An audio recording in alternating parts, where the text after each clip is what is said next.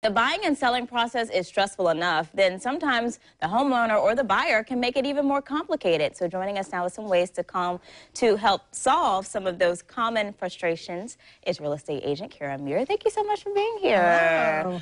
It is stressful, whether you're a buyer or a seller. So thank you for coming and kind of walking us through this. First of all, if you're a buyer, what are the biggest stressors?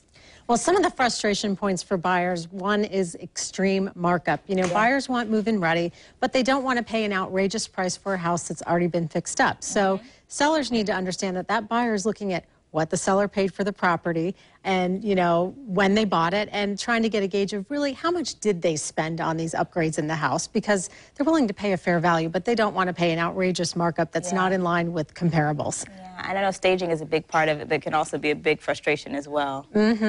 Buyers, don't appreciate bad staging. There is such a thing with, placemats and fake flowers and, towels on a bathroom counter don't really constitute staging the way it's intended to create value. I know, and another thing you look at is updates that probably aren't really updates, and then just getting to the house, like restricting access to the house? Access denied. Buyers do not like that. I mean, obviously, like you said, it's stressful. This is like a full-time job in and of itself, trying to buy a house. So, buyers need to be able to schedule inspections, and trying to juggle everybody's schedules to get in at one time can be, a major accomplishment. And if the seller's saying, oh, can you come, 2 weeks from now, or the second Thursday of the month, that's not going to work. No, I know. All right, so on the other side, what are some things that sellers find frustrating? Yeah, there's some other points here that the buyers do that are frustrating for sellers. One is buyers that continue to shop for a loan once under contract.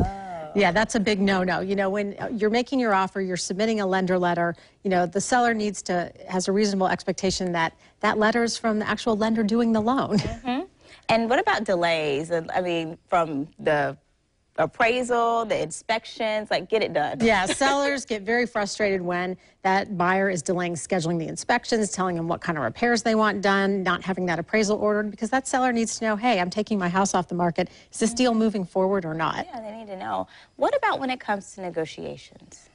Perpetual negotiation. Once a deal is inked and signed, those are the terms.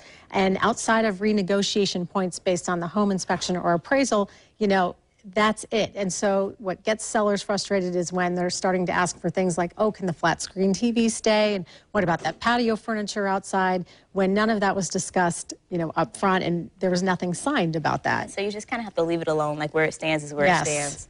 What about visiting too much? Is there such a thing? Yes.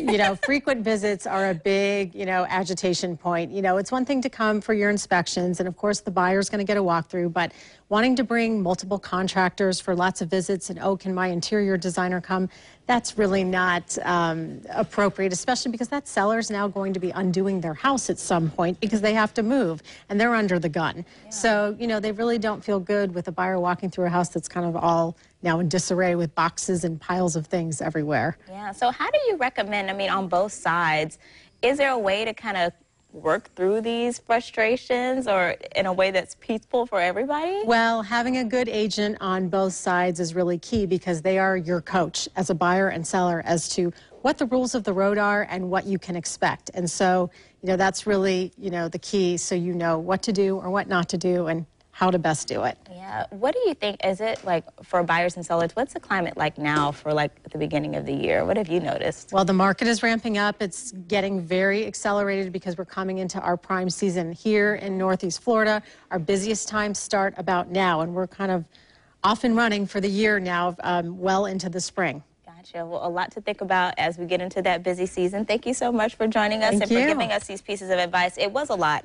So we are going to post everything on newsforjax.com. And if you're looking for other advice on anything related to a home, whether you're buying or selling, we do have some resources for you on newsforjax.com. All you have to do is check out the Angie's List section under the Entertainment tab.